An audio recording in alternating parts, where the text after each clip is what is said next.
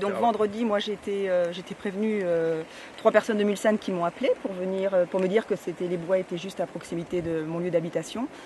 Et donc on a toujours la crainte de savoir si notre lieu de vie est touché ou pas. Donc pas facile d'accès puisque tout était déjà fermé hein, avec la gendarmerie. J'ai pu quand même pénétrer dans les lieux, montrer surtout, ça c'était important, aux pompiers où j'habitais, puisqu'on on a tous des maisons un peu isolées et personne ne sait forcément où habite chacun.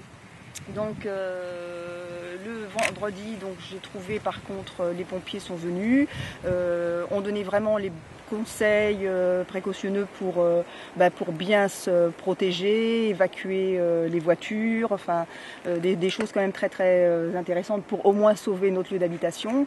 Et puis après il n'y avait plus qu'à attendre. On avait confiance hein, tous, hein, les pompiers étaient là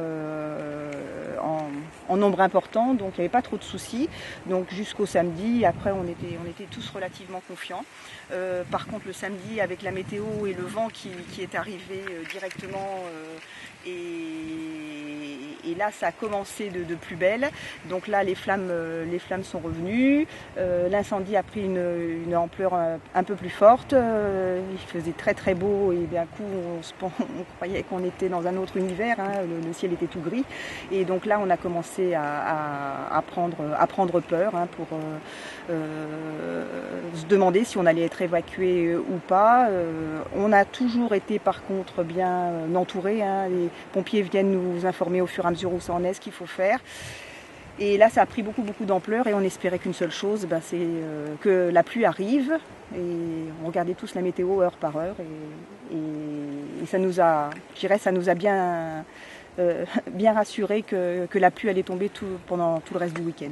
Cette année, il est clair que je ne suis pas enquêtrice, mais il est clair que ce sont des incendies criminels et la seule chose, c'est que maintenant, on est tous très vigilants et on n'hésitera pas, quand on verra des personnes suspectes, à signaler. Hein, parce qu'à aujourd'hui, il faut absolument trouver les personnes qui sont à l'origine de ces incendies. C'est vraiment une horreur de détruire la nature comme ça. Et puis, il y a des habitations, il y a des vies aussi qui sont en jeu. Donc, on doit absolument faire quelque chose. Il faut aider les forces publiques.